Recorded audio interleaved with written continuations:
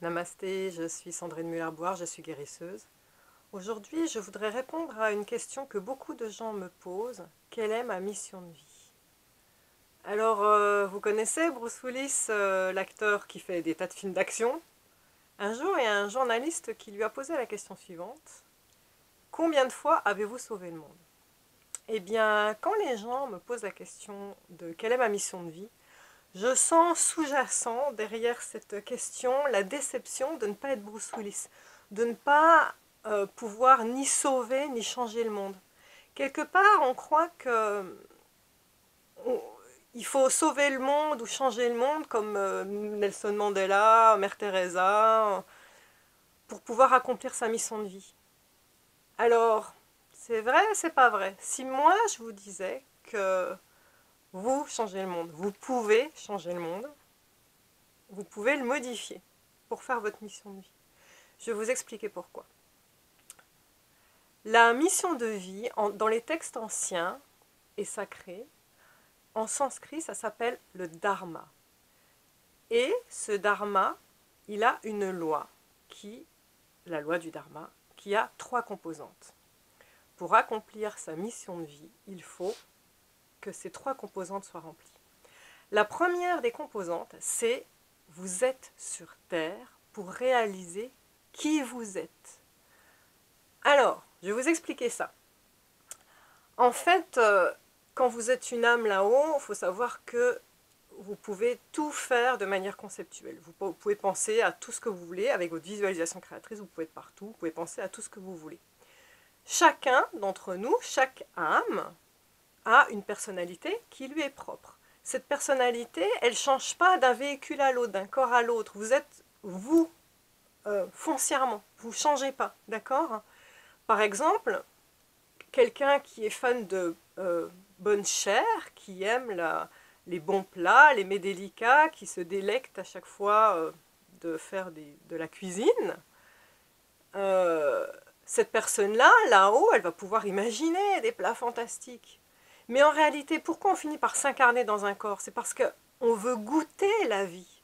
On veut pouvoir, par le biais des 5 sens, imprimer dans son corps, vivre des émotions de qui on est. On veut pouvoir sentir, goûter, toucher. Ce sera autant d'impressions qui vont s'imprégner dans la mémoire cellulaire de votre corps, qui vont nourrir votre âme, qui vont nourrir qui vous êtes. Alors, pour en revenir à la mission de vie, comment est-ce qu'on sait qui on est? Il faut savoir que le centre de qui on est, énergétiquement parlant, est au niveau du ventre, dans le 2e chakra. Posez-vous la question, pour savoir qui vous êtes, qu'est-ce qui me fait triper? On en reste au ventre. Qu'est-ce qui me fait triper? Qu'est-ce qui vous met en joie? Qu'est-ce qui vous fait plaisir? Deuxième chose qu'il faut savoir, le ventre est le centre des émotions. Donc, encore une fois, qu'est-ce qui suscite de l'émotion chez vous? Et le ventre est le centre de la créativité. Alors, attention, la définition de la créativité n'est pas comme celle que vous l'entendez en temps normal. La créativité en temps normal, on la relie à l'art, au chant, peinture, tout ce qui est art. Or, en termes énergétiques, la créativité, ça n'a rien à voir. La créativité en termes énergétiques, être créatif, c'est sortir une idée de votre tête qui est passée par le filtre de votre personnalité. Et donc, quand on utilise sa créativité, énergétiquement parlant, ça veut dire que vous émettez des idées, des notions qui vous sont propres, qui n'ont été émises par personne d'autre. D'accord? Quand on exerce sa créativité au service de qui on est, il faut savoir que on échappe aux lois de l'espace-temps. Quand vraiment on répond à ce besoin intérieur de créer pour réaliser qui on est, vous pouvez créer quel que soit ce que je mets derrière le terme créer, pendant des heures sans être fatigué, pendant une nuit entière sans être fatigué. Avec mes termes énergétiques, la création, comme je l'entends, veut dire que pour réaliser qui vous êtes, ça peut se faire dans tous les domaines, dans tous les métiers. Dans tous les métiers, on peut créer et réaliser qui on est. Il suffit simplement de se connecter à ce qui vous anime, ce qui vous fait plaisir. Il y a une deuxième question qu'on peut se poser pour répondre à cette première composante de la loi du Dharma, de réaliser qui on est. La deuxième question est la suivante. Si tous mes besoins financiers étaient comblés, qu'est-ce que je ferais? Si votre réponse à ça est « je ferai la même chose que maintenant », ça veut dire que vous êtes aligné avec votre mission de vie et que vous êtes justement en train de réaliser qui vous êtes. Posez-vous cette question sérieusement. Si j'avais tout, si l'univers m'apportait tout financièrement, la sécurité, qu'est-ce que je ferais? Là, vous touchez du doigt votre mission de vie. La deuxième composante de la loi du Dharma est très importante. Cette composante dit que chacun d'entre nous est unique. Chacun d'entre nous a un talent particulier. Et surtout, chacun d'entre nous a une manière particulière d'exprimer ce talent. Vous, là, qui me regardez, vous avez un talent qui vous est propre et vous avez surtout une manière particulière de l'exprimer, mieux que quiconque dans le monde entier. La troisième composante de la loi du Dharma dit que votre talent doit être mis au service de l'humanité. Pourquoi? Parce que votre talent correspond aux attentes et aux besoins d'autres personnes qui n'ont pas ce talent et qui, grâce à l'écoute de votre talent, grâce à la perception de votre talent, vont se nourrir, vont évoluer, vont changer grâce à votre talent. Alors, quand le besoin des autres rencontre l'expression de votre talent, il se produit quoi? Il se produit la magie de l'univers. C'est quoi la magie de l'univers? C'est l'abondance. Alors, quand vous allez mettre votre talent au service des autres, la première abondance que vous allez recevoir, c'est la gratitude. Vous allez recevoir beaucoup de gratitude. Et puis, si vous continuez à exercer votre talent au service des autres, vous allez recevoir de l'amour, beaucoup d'amour. Et si vous continuez à exercer votre talent au service des autres, vous allez recevoir l'abondance financière. Mais vous savez quoi? Quand vous en serez à ce troisième stade de l'abondance financière, qui sera réelle, concrète, vous serez tellement nourri et comblé par les deux stades d'avant, la gratitude et l'amour, que ce sera secondaire. Ce ne sera pas ce qui sera important pour vous.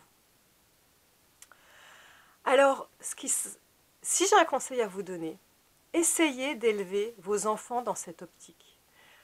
Moi, personnellement, je répète à mes enfants depuis qu'ils sont tout petits que je ne leur demande pas d'avoir des bonnes notes à l'école. Ce n'est pas mon souci. Ce que je leur demande, c'est d'aller voir au fond d'eux qu'est-ce qui leur plaît, qui ils sont, qu'est-ce qu'ils aiment, et d'aller exploiter ce qu'ils ont au fond d'eux. Et je leur dis après, bien évidemment, de ne pas garder ça pour eux et de le mettre au service des autres. Et j'ai dit à mes deux enfants, je m'engage à pourvoir à vos besoins financiers à vie, tant que vous serez dans cette optique, d'aller chercher ce qu'il y a au fond de vous et de le mettre au service des autres. En faisant ça, vous ôtez une énorme pression à vos enfants et vous leur garantissez l'épanouissement et certainement le succès dans les études et dans leur métier après.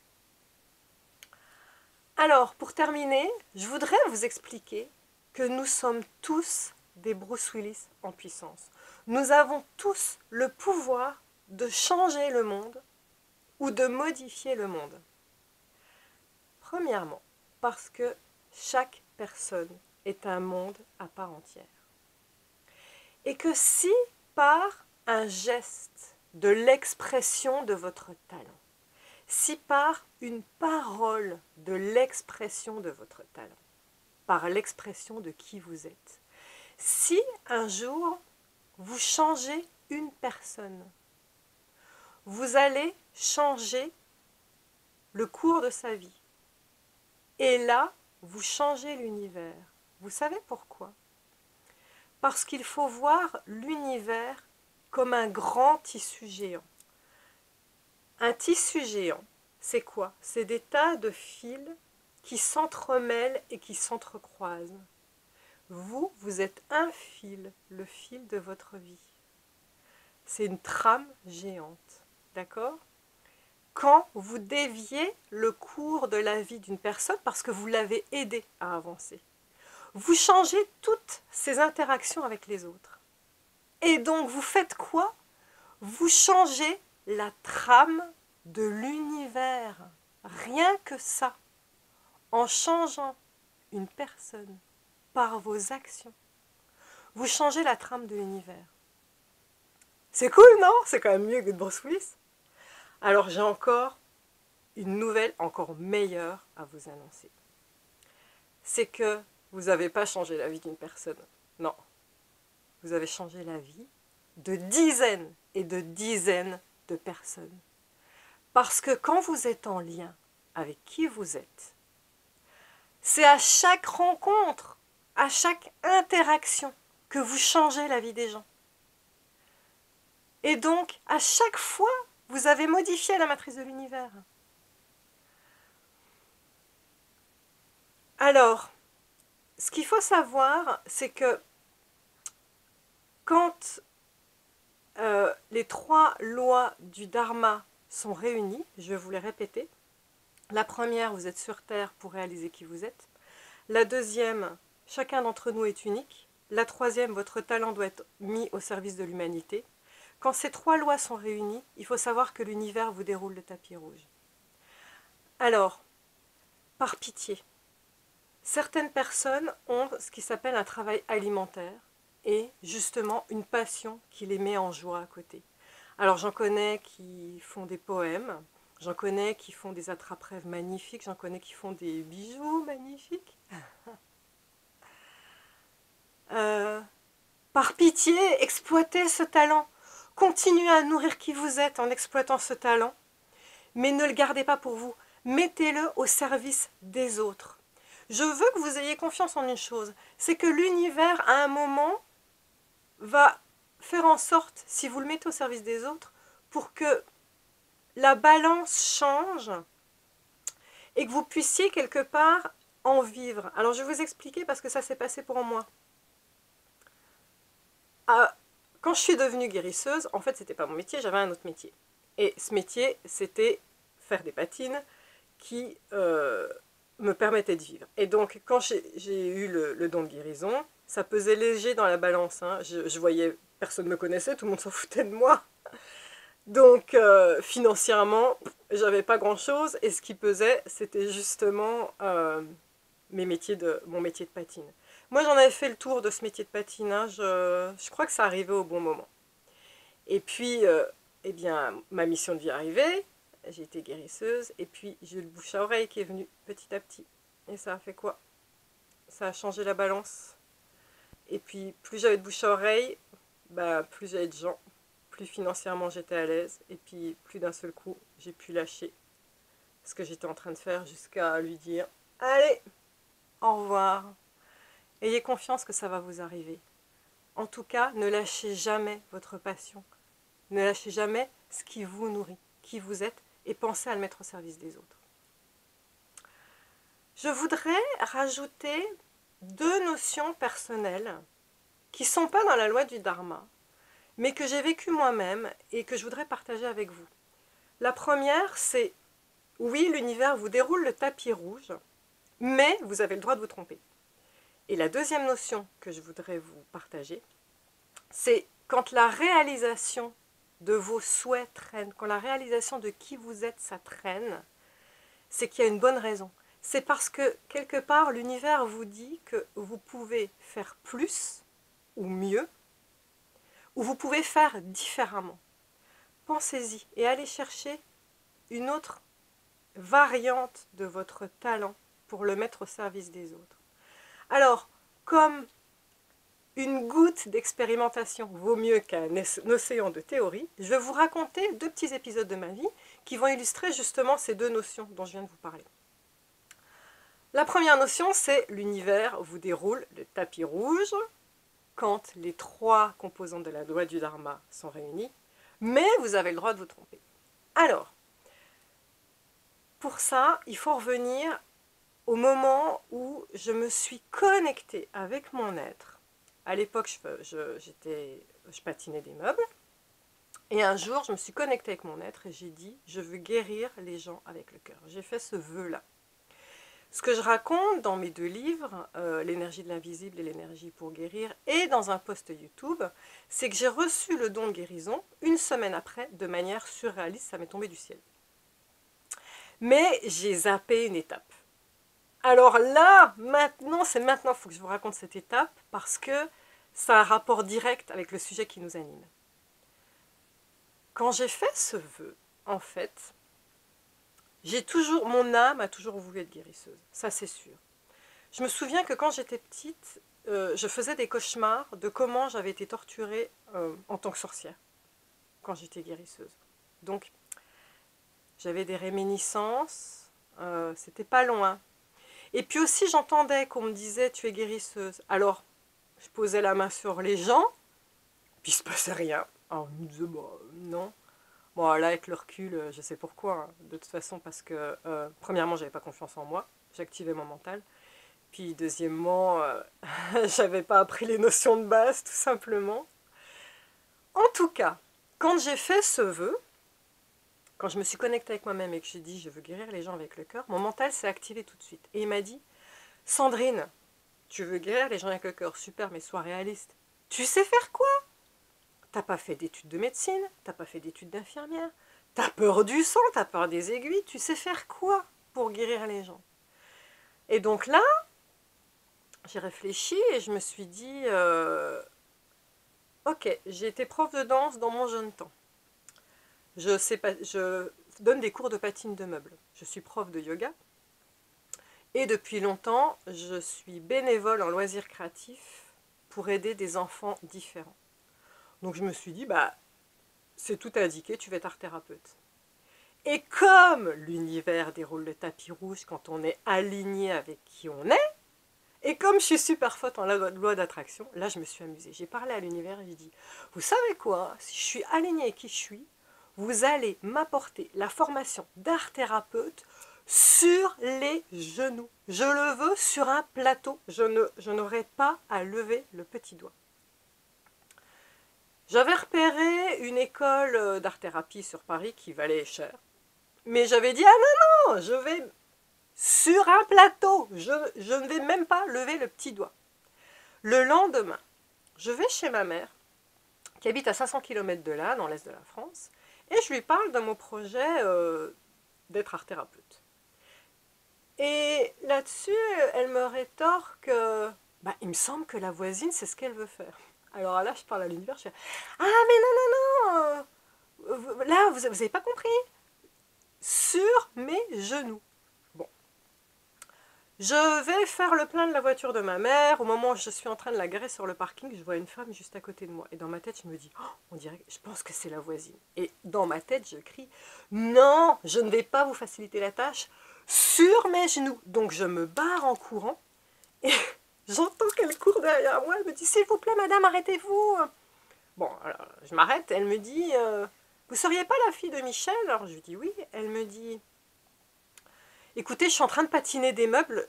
Si ça vous dérange pas, j'aurais besoin de votre expertise. Est-ce que je peux vous inviter à manger ce soir? Alors bon, bah là, j'étais obligée de dire oui.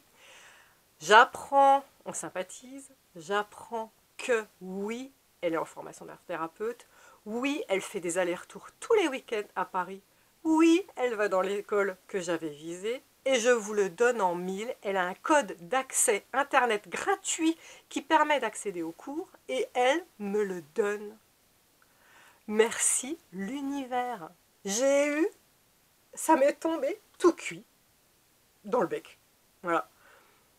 Mais alors, ce qu'il faut savoir, c'est que je me suis connectée et je me suis dit, bah, je vais commencer par apprendre mes cours, je vais commencer par apprendre mon métier d'art thérapeute, c'est ce que je veux faire. Mais là, ça voulait pas me rentrer dans la tête.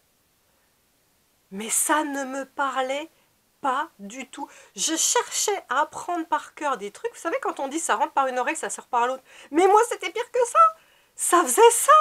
Ça rentrait même pas. Et là, je me suis rendue à l'évidence. Je me suis dit, mais c'est pas qui je suis. Ça me correspond pas.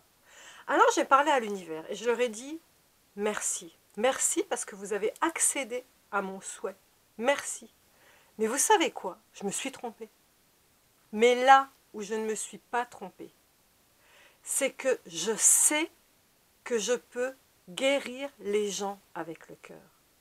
Et s'il n'y a pas de formation pour apprendre ça, je vais me connecter à mon cœur et à mes tripes parce que je sais que c'est juste ce que j'ai au fond de moi.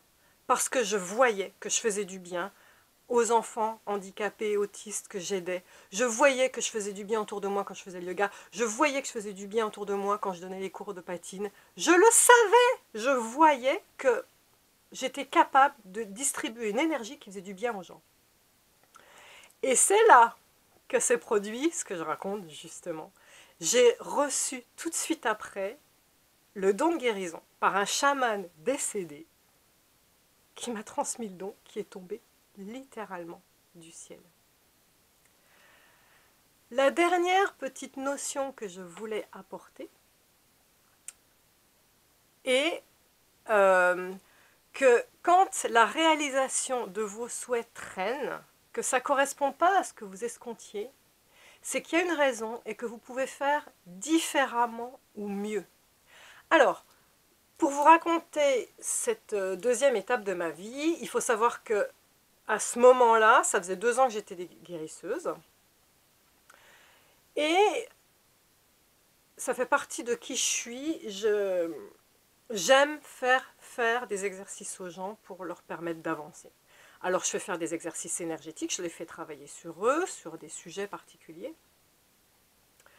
Et puis au bout de ces 2 ans, je me suis dit, mais il faut que j'écrive un livre parce que c'est bien de toucher les personnes qui viennent me voir dans le cadre des soins, mais je voudrais pouvoir toucher plus de personnes. Donc j'ai écrit l'énergie pour guérir. Et ce qui est rigolo, c'est quand j'ai écrit l'énergie pour guérir, comme je suis très forte en loi d'attraction, j'ai fait un tableau de visualisation créatrice. Alors allez voir sur YouTube pour savoir de quoi il retourne, de quoi il s'agit, ça permet de passer des commandes à l'univers pour avoir ce qu'on veut. Et donc dans mon tableau de visualisation créatrice, il y avait au centre le livre, et puis il y avait des petits vœux autour, et je me souviens, parmi mes vœux, il y avait je fais des dédicaces, je fais des conférences, je continue de guérir les gens, je donne des sous aux associations caritatives, j'ai l'abondance financière, et je vends beaucoup de livres, vraiment beaucoup de livres, j'ai même mis un chiffre, bon je ne vais pas vous le dire, c'est personnel, mais bon, beaucoup. Et ce qu'il faut savoir, c'est qu'absolument tous les vœux se sont réalisés dans mon tableau de visualisation créatrice, sauf un, le nombre de livres que j'ai vendus. Et alors, au bout d'un an que le livre était sorti, j'ai posé la question à l'univers. Je me suis dit, mais effectivement, tout a été réalisé et pas le nombre de livres vendus. J'étais déçue, ça vendait, mais pas beaucoup, quoi. Et donc j'ai dit, j'aimerais savoir pourquoi. Est-ce qu'il y a une raison? Et ce jour-là, j'avais des répétitions de chiffres, les unes après les autres, mais là, il faut que je vous raconte, c'était dingue. Bon alors, déjà les répétitions d'heures, je les ai tout le temps. Je me souviens, je venais de poser ma question, j'étais sur la route, il y a une voiture qui passe devant moi, plaque d'immatriculation 555, elle s'en va. Une autre voiture passe devant moi, plaque d'immatriculation 111. Elle s'en va. Une autre plaque d'immatriculation arrive 777. Là, j'étais là, mais c'est dingue, mais ça n'existe pas mathématiquement d'avoir autant de répétitions de chiffres comme ça. Là, la voiture 777 s'en va, il y a un camion qui arrive, et derrière le camion, le nom de la société, c'était Ange, truc, je sais plus quoi, mais Ange. Le camion s'en va. Et là, il y a une voiture avec une plaque d'immatriculation 146, je m'en souviendrai toujours. Et là, je me fais, ah, ça y est, super, les répétitions s'arrêtent.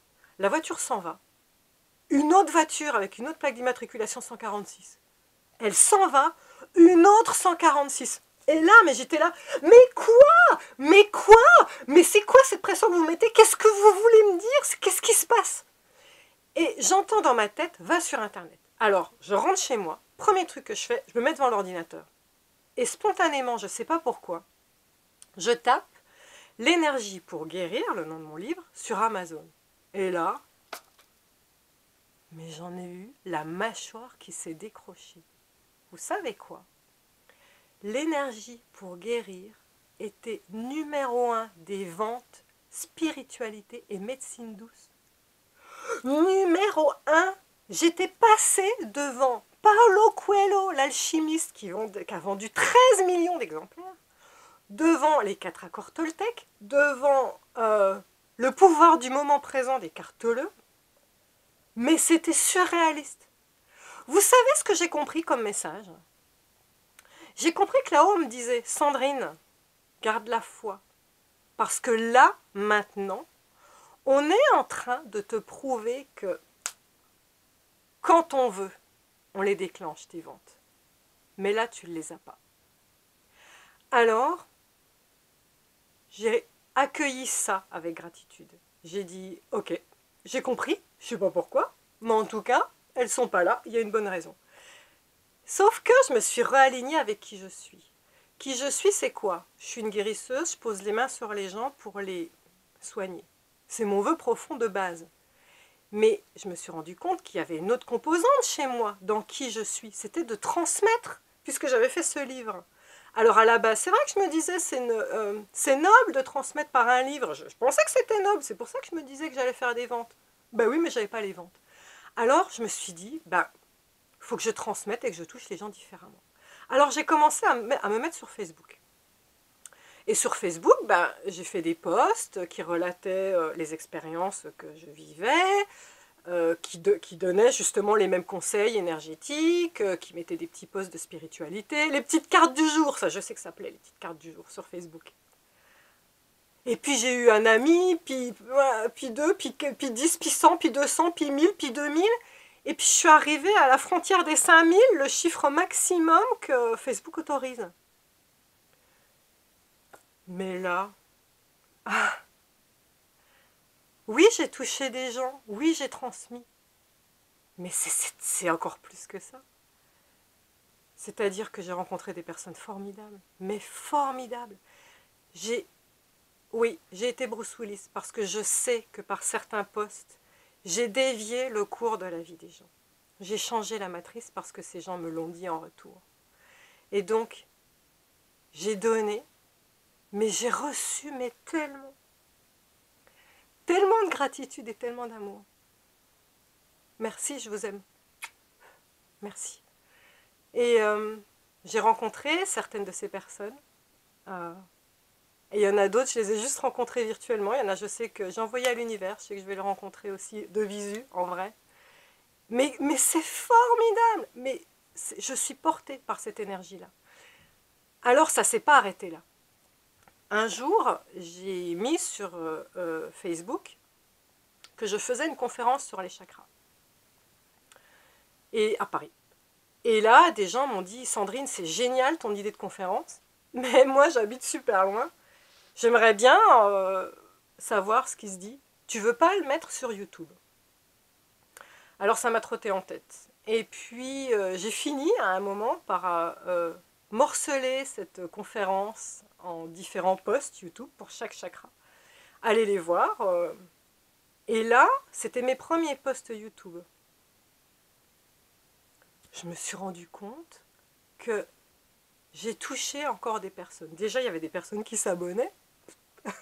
Je m'y attendais pas. Merci, et n'hésitez pas à le faire d'ailleurs, j'aurai encore plein de vidéos si vous voulez. Il y a des personnes qui s'abonnaient.